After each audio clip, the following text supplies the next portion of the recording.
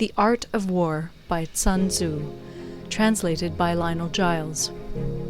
Part 1. Laying Plans. Sun Tzu said, "The art of war is of vital importance to the state. It is a matter of life and death, a road either to safety or to ruin. Hence it is a subject of inquiry which can on no account be neglected. The art of war, then, is governed by 5 constant factors, to be taken into account in one's deliberations when seeking to determine the conditions obtaining in the field. These are 1. The moral law, 2. Heaven, 3. Earth, 4. The commander, 5. Method and discipline.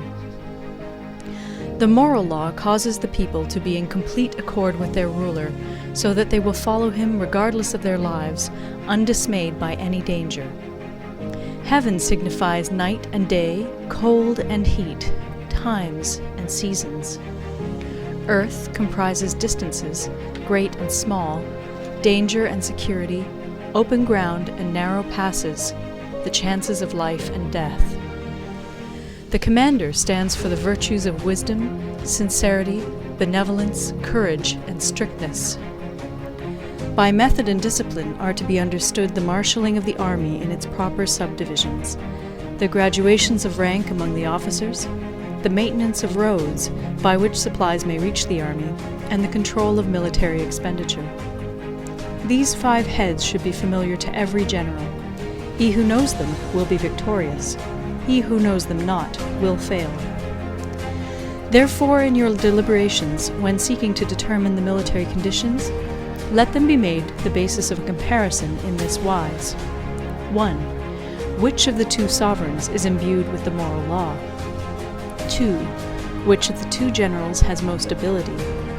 3. With whom lie the advantages derived from heaven and earth? 4. On which side is discipline most rigorously enforced? 5. Which army is stronger? 6. On which side are officers and men more highly trained? 7. In which army is there the greater constancy both in reward and punishment?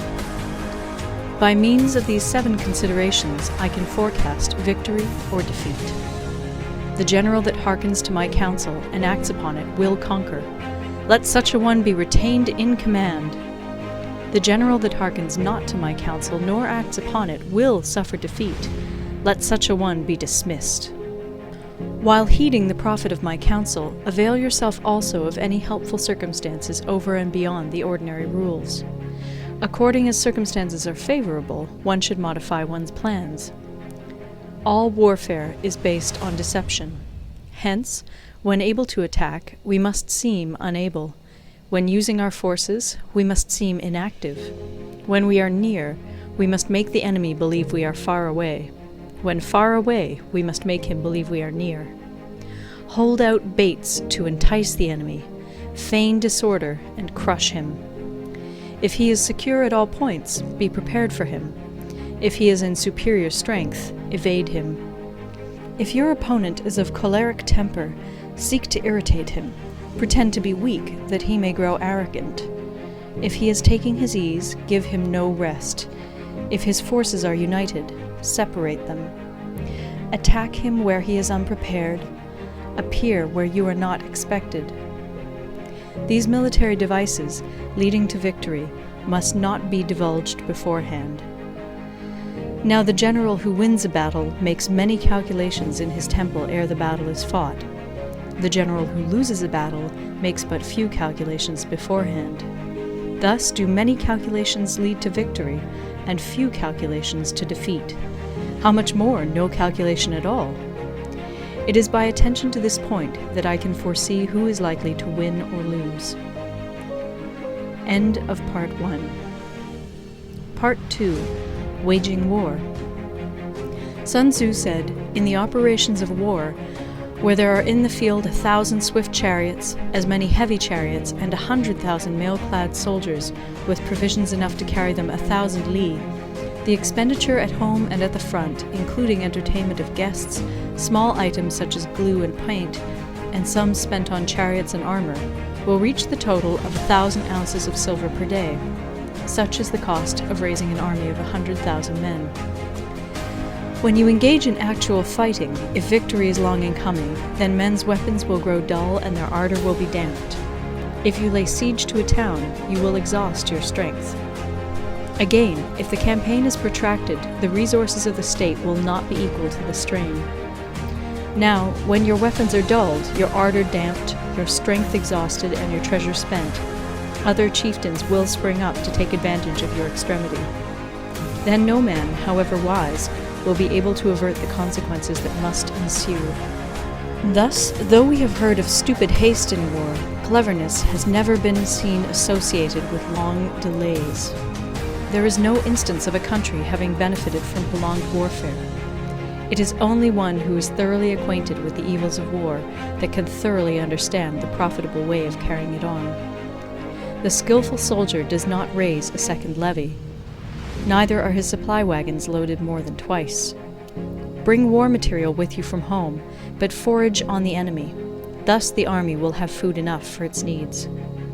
Poverty of the state exchequer causes an army to be maintained by contributions from a distance. Contributing to maintain an army at a distance causes the people to be impoverished. On the other hand, the proximity of an army causes prices to go up, and high prices cause the people's substance to be drained away. When their substance is drained away, the peasantry will be afflicted by heavy exactions. With this loss of substance and exhaustion of strength, the homes of the people will be stripped bare, and 3/10 of their income will be dissipated, while government expenses for broken chariots, worn-out horses, breastplates and helmets, bows and arrows, spears and shields, protective mantles, draft oxen, and heavy wagons will amount to 4/10 of its total revenue. Hence, a wise general makes a point of foraging on the enemy. 1 cartload of the enemy's provisions is equivalent to 20 of one's own, and likewise a single picul of his provender is equivalent to 20 from one's own store. Now, in order to kill the enemy, our men must be roused to anger. That there may be advantage from defeating the enemy, they must have their rewards. Therefore, in chariot fighting, when 10 or more chariots have been taken, those should be rewarded who took the first. Our own flags should be substituted for those of the enemy, and their chariots mingled and used in conjunction with ours. The captured soldiers should be kindly treated and kept. This is called using the conquered foe to augment one's own strength.